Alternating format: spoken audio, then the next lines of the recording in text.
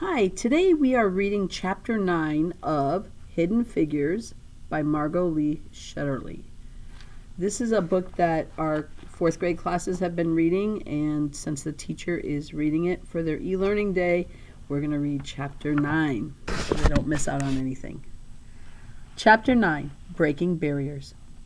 Dorothy Vaughan and her husband saw each other on holidays and occasionally weekends. They added 2 more children to their family, and for the younger ones, Newsom Park was the only home they knew. Dorothy loved staying home to take care of the new babies, but there was never a question that she would return to work as soon as possible after the children were old enough to stay with a babysitter. Dorothy's job at Langley provided the economic stability for the family. While Dorothy and her children missed their family back in Farmville, friends from the West Computing office filled the void left by aunts and uncles and cousins. The group from the West Computing began a summertime tradition of organizing a picnic at Log Cabin Beach, a wooded resort overlooking the James River, a segregated beach built exclusively for black people. Dorothy preferred Log Cabin Beach to Bayshore Beach in Hampton, where a rope divided Bayshore from whites only. Buck Row Beach next door. At Log Cabin, black families were able to enjoy being outside without colored signs to remind them of their places. Dorothy earned a good salary, $2,400 a year, twice the average monthly wage for black women in the 1940s. When the laboratory operated on a 24-hour schedule during the war, Dorothy had worked the 3 p.m. to 11 p.m. shift, taking care of her family by day and crunching numbers at night. Most of the other West Computers also decided to keep their jobs.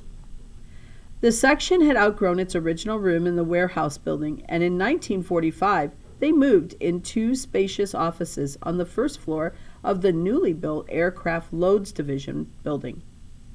But providing for the needs of 6 children meant that vacations didn't come along often. Dorothy was frugal. Now, frugal means that she made sure that she didn't spend money foolishly. She sewed clothes for herself and her children, clipped coupons, and wore shoes until her feet pushed through the worn soles. She sacrificed for her children.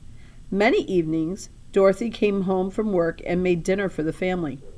After putting the meal on the table, she walked around the block until the children were done eating.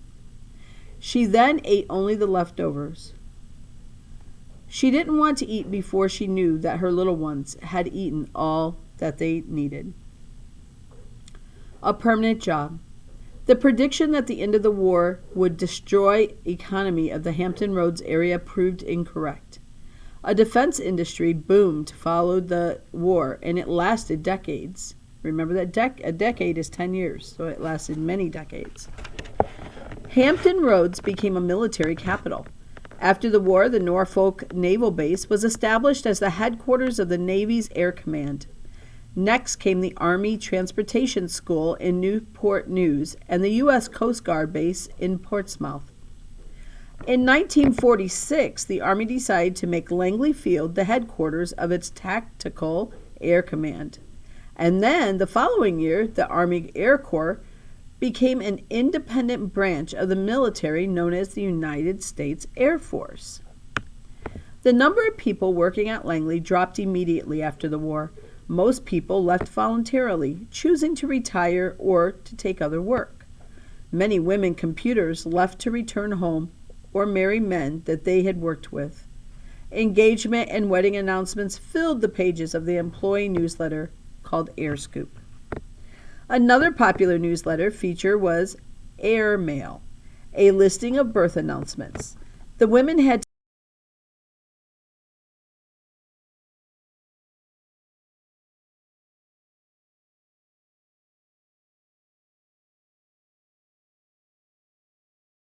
But with the airplane growing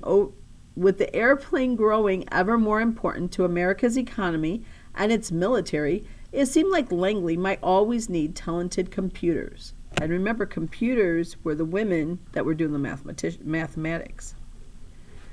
In 1947, the laboratory disbanded. Disbanded means it broke apart. The East Computer computing pool and sent the white women who had been working in that office to work in specific wind tunnels. All of East Computing's assignments were reassigned to West Computing.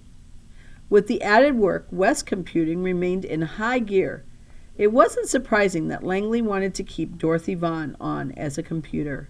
In 3 years, she had proven herself by handing in error-free work and managing deadlines without complaint.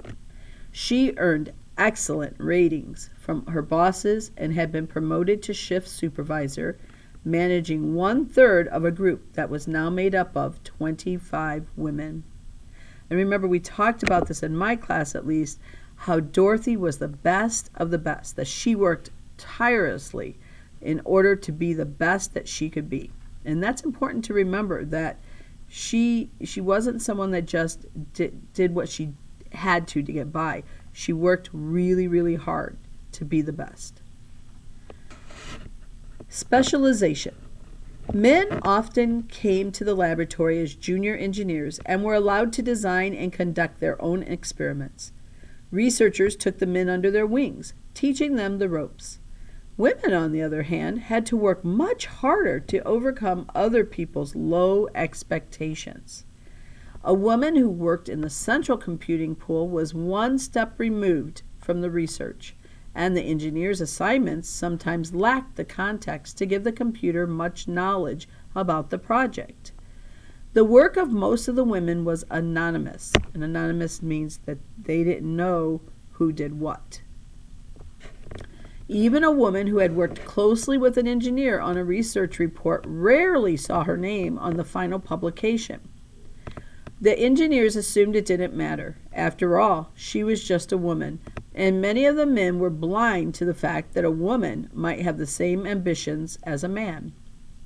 Sometimes a computer's work, and remember when we talk about computers, we're talking about humans, not the computers we know.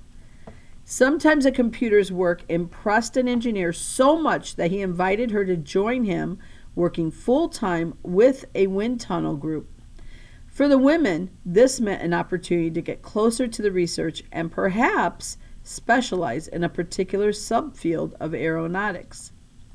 A computer who could not only process data but also understand how to interpret it was more valuable to the team than a pool computer with more general knowledge.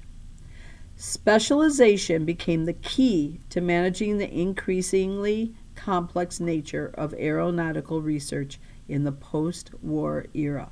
Post-war meaning after the war was over. And that's where Chapter 9 ends. So we'll have to wait for school to start back up before you read Chapter 10. Thanks for listening.